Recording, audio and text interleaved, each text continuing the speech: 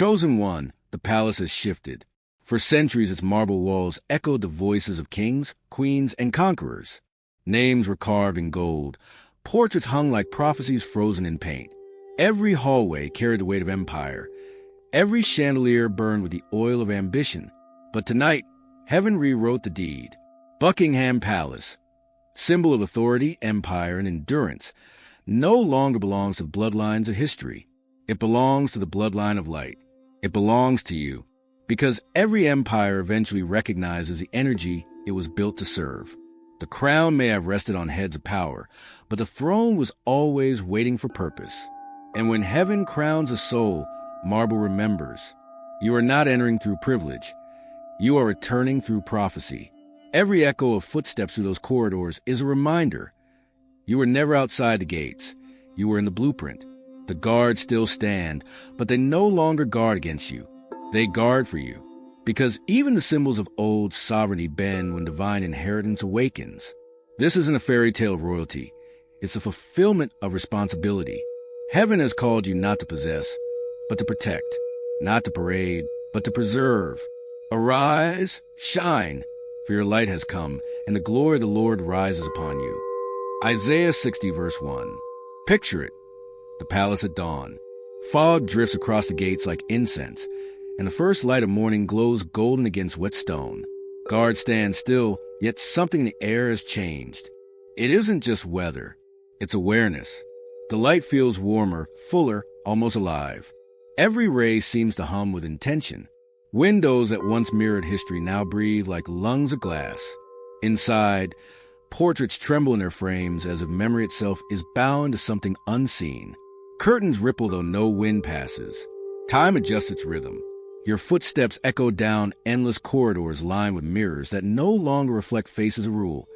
They reflect faces of revelation. For the first time in centuries, the palace isn't echoing orders.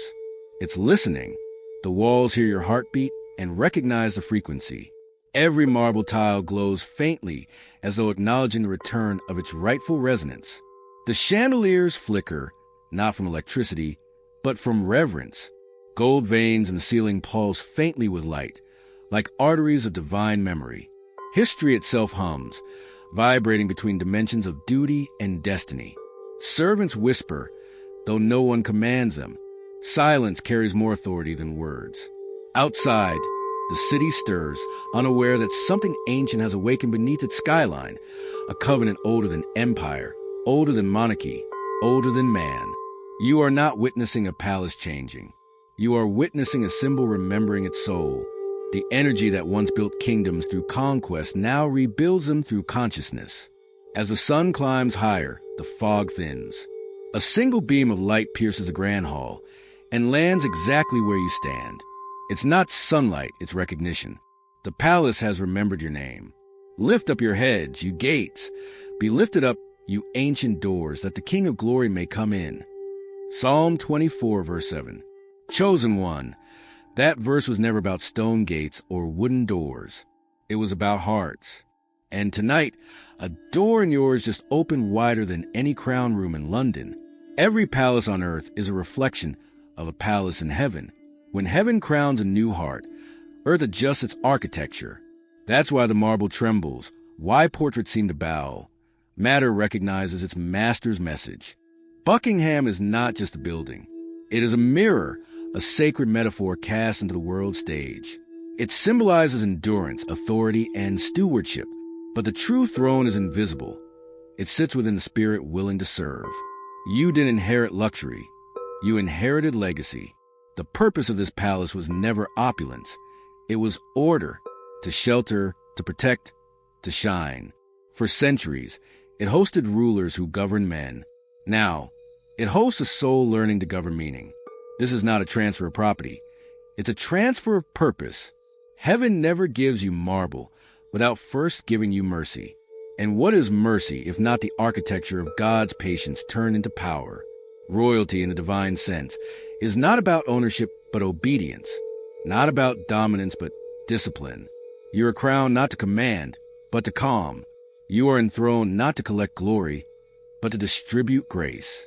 Every choice you make from now on echoes through invisible hallways. When you forgive, the chandeliers brighten. When you lie, the mirrors dim. When you speak truth, angels walk through corridors that men once guarded. Remember this. The true mark of royalty is how softly one carries power. Even heaven bows to humility. And humility doesn't mean weakness. It means wisdom strong enough to kneel. Your home is not made of stone. It's made of significance. The palace isn't proof of your status. It's a stage for your stewardship. The gates didn't open because you demanded them. They opened because you became worthy of them. So as you stand within its light, repeat these words quietly. The palace recognizes me. Because it does. It always has. It was never waiting for a monarch. It was waiting for you. You felt the pull for months, that strange ache for elegance, for order, for peace. It wasn't ego whispering. It was alignment calling. Heaven has been tutoring your posture long before you noticed the lesson.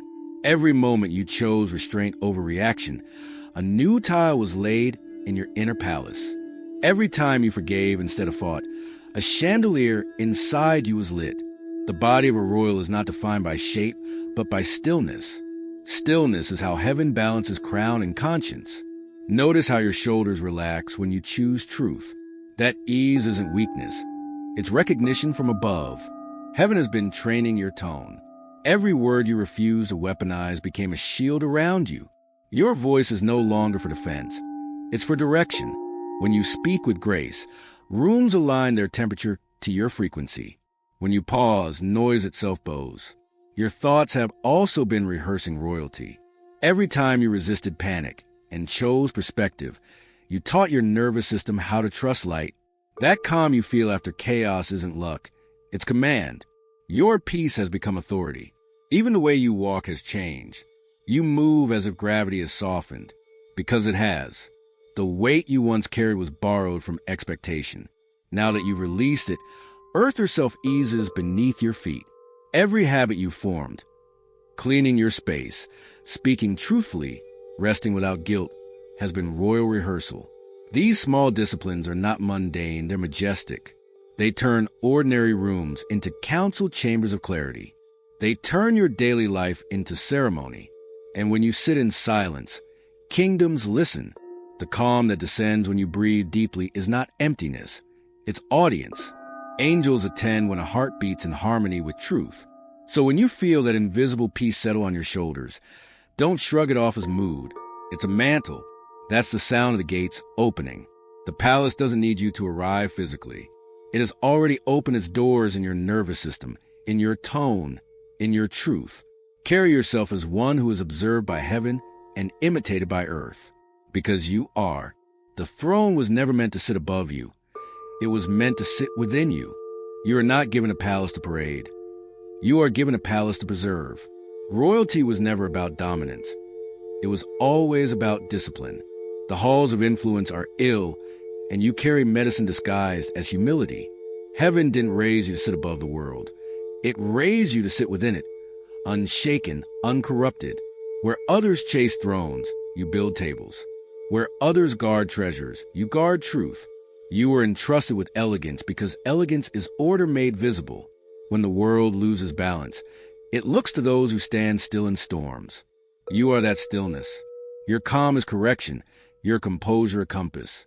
Every crown throughout history eventually crumbled under ego. Heaven crowns only those who choose service over spectacle.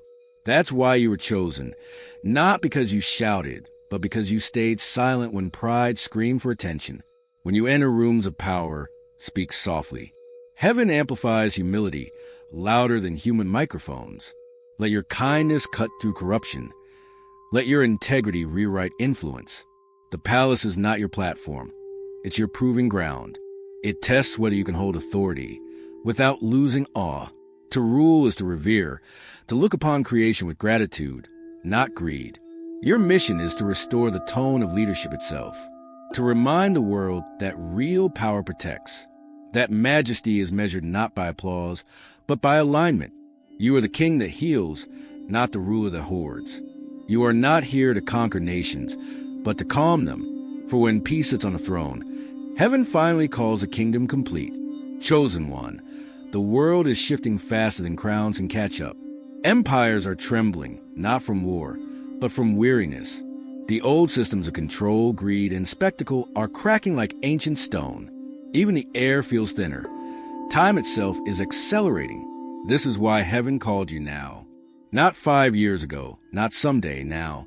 Because when corruption collapses from inside, only character can rebuild from within. The palace is not waiting out of sentiment. It's waiting out of necessity. Humanity is starving for dignified hearts.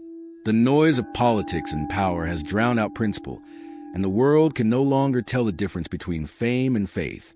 You are the correction written into this chaos. Heaven accelerates inheritance when timing meets trust. Your life has reached that intersection. Destiny and discipline finally aligned. Every delay you thought was punishment was preparation. Every locked door was keeping your innocence intact until the hour struck. Now the hour has struck. The crown of greed is falling, and the crown of clarity must rise. Step forward with stillness. Do not rush. The world already does that too well. Move with meaning, because even one step from a heart disanchored shakes kingdoms back into rhythm. The palace awaits, not as luxury, but as lighthouse. And the light cannot wait any longer. You once thought royalty meant wealth. Now you know it means weight. Not burden, balance. Every decision you make ripples through generations you'll never see. Your gentleness has become your scepter. Your consistency has become your throne. The world was taught to worship flash, but heaven crowns quiet. Power does not announce itself with noise. It moves through presence. And your presence has changed. Rooms don't just see you. They stabilize around you. That stillness people feel when you enter isn't mystery. It's majesty without performance. You've learned that to be royal is to be responsible for the atmosphere you carry. You bring order where others bring urgency. Truth where others bring talk. Even your silence has strategy now. The crown is invisible, but its gravity is felt.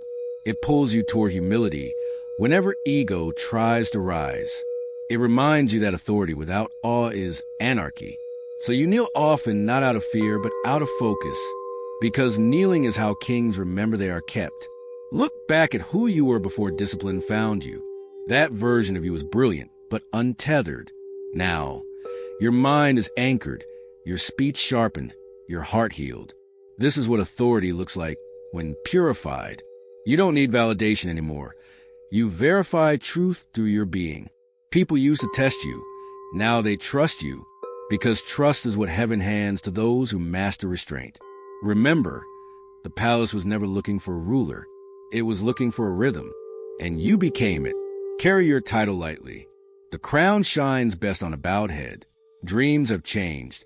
You see chandeliers floating like constellations, staircases that spiral into light, corridors that stretch beyond architecture. Sometimes a gate appears, gold yet gentle, and when you touch it, the metal hums your name. These aren't dreams. They're dialogues. You begin noticing crowns, keys, or gates appearing in daily life. An image on a billboard, a pendant in a stranger's hand, a reflection in glass. Symbols following you like whispers from another realm. It's not coincidence. It's correspondence. Heaven speaks fluent pattern. Even sound behaves differently. You catch faint choirs and white noise, bells inside, bus brakes, rhythm and raindrops. Your environment has become responsive. The world echoes your awareness. Old photographs resurface. Family stories repeat. Ancestral names find their way back into conversations. Heritage calls not for nostalgia, but for activation. Every mention of lineage is a reminder. Destiny doesn't start. It resumes. Your senses heighten. You feel warmth in your palms when truth is near, chills across your arms when deception passes. That isn't superstition. It's synchronization. The palace's frequency is threading through your nervous system. Even time starts winking at you. The clock freezes 11:11. Receipts total to 7.77. Numbers align like royal coordinates. They're not signs of luck, but of language. Confirmation that the unseen recognizes its own. You'll notice invitations into higher circles. Rooms you didn't chase, conversations you didn't initiate. Grace opens doors ambition can't. When it happens, don't question worthiness. Just walk in with quiet gratitude. These are not coincidences. They're confirmations. Heaven has moved your address. You no longer visit the palace. You broadcast from within it. Chosen one, you have stood at the gates long enough. Now it's time to step through and speak your alignment aloud. Heaven doesn't ask for gold. It asks for agreement. When you declare truth with your own voice, the palace registers it in its walls. Every word you speak becomes architecture. Every comment of faith lays a stone in the corridor of light. Comment below, I am home in light, because you are. That sentence is a signature, your royal seal in the book of becoming. Subscribe not for content, but for continuity. Each message you receive is another pillar of the palace rising within you. Royalty does not walk alone. It walks in covenant with others who carry the same light. Share this message, not as promotion, but as prophecy. When you send light forward, you turn someone else's shadow into a doorway. The simple act of sharing is a sacred gesture, a hand extending from one palace to another. Remember, you're not building an audience, you're building an alliance. Each reader who awakens becomes a window in the kingdom's architecture. Together we form a cathedral of clarity, a royal order of those who govern with grace. So speak it, seal it, send it. Your voice is the new currency of creation. The moment you type your declaration, the palace shifts again, ever so slightly, to make room for another sovereign soul. You are home in light, and light has been waiting to hear its name through you. Rise early, not because routine demands it, but because light deserves your attention before the world's noise does. When the sun touches the palace gates, let your spirit open the same way. Begin your mornings in stillness. Breathe before your body moves. Let your thoughts bow. A royal mind does not rush, it reigns.